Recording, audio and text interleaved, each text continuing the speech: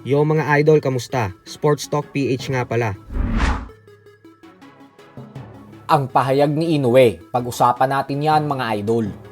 Ngunit bago ang lahat ay huwag kakalimutang mag-subscribe at i-click ang notification bell button for more sports talk.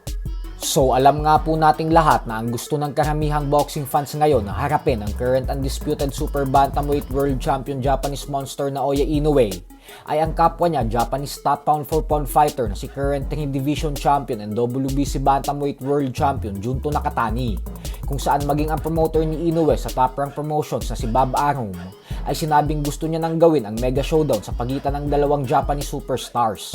Subalit sa kasamaang palad nga po ay mukhang wala pa talagang plano si Inoue na labanan si Nakatani sa lalong madaling panahon. Ito po ay matapos sabihin ni Inoue sa kanyang latest interview na bagamat aminado umano siya na may talento at lakas si Nakatani, ay hindi daw siya kumbinsido na karapat-dapat niya na itong bigyan ng pagkakataon na makasagupa siya sa ibabaw ng lona. Paliwanag po ni Inoue na sa katunayan daw kasi ay wala pang napapatunayan si Nakatani, gawa ng wala pa naman daw itong nilalabanan ng mga bigating boksingero. Kailangan daw muna nitong tumalo ng mga malalakas na fighters bago niya ito patulan. Dahil po sa mga pahayag na ito ni Inoue ay inulan ito ng batikos galing sa madaming fans. Ayon sa mga kritiko ay ang lakas daw ng loob ni Inoue na sabihin ito kay Nakatani, pero mukhang pinapatamaan daw nito ang kanyang sarili.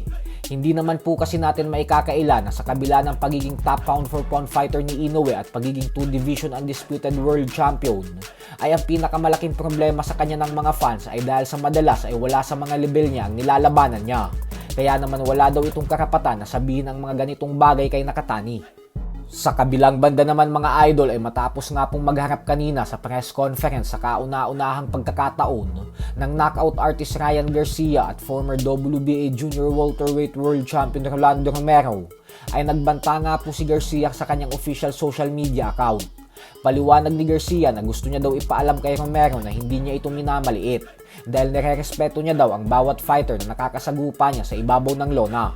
Subalit ngayon palang umano ay humihingi na siya ng tawad kay Romero kasi ito daw ang mapagbubuntangan niya ng galit. Hanggang ngayon daw kasi ay gigil na gigil pa din siya sa pagbawi sa panalo niya kontra kay Devin Haney mahigit 1 taon na ang nakakalipas, kahit wala naman daw talagang katotohanan ang balitang gumagamit siya ng ipinagbabawal na gamot. At dahil umano grabe ang galit niya at si Romero ang sunod niyang makakatapat, kaya naman kay Romero niya daw ilalabas ang lahat ng galit niya. At kung winasak daw si Romero ni Pitbull Isaac Cruz, ay pasensyahan na lang daw kasi papatulugin niya daw talaga ito sa ibabaw ng lona. Kumbaga ay mas matindi daw ang sasapitin sa kanya ni Romero kumpara sa sinapit niya kay Pitbull. Wala umano siyang nakikitang kahit konting pag-asa upang masilat siya ni Romero. So hanggang dito na lang po muna tayo mga idol.